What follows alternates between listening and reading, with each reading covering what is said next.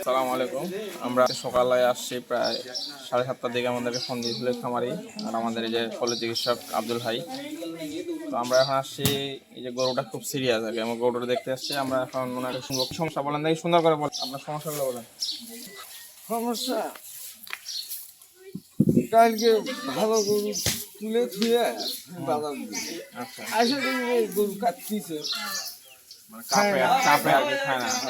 হ্যাঁ? এটাই তো দেখা যাচ্ছে। মানে একদমই খাওয়া দাওয়া বন্ধ করে দিছে, তাই না?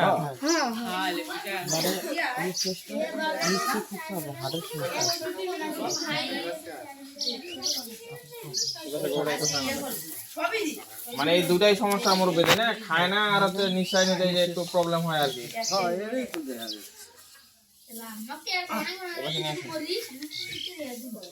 আচ্ছা, আমরা এখন ওনার কথা মতো গরুটা আরো সুন্দরভাবে ডায়াগনোসিস করবো এবং সেই অনুযায়ী চিকিৎসা দেওয়ার চেষ্টা করবো ইনশাআল্লাহ। ঠিক আছে।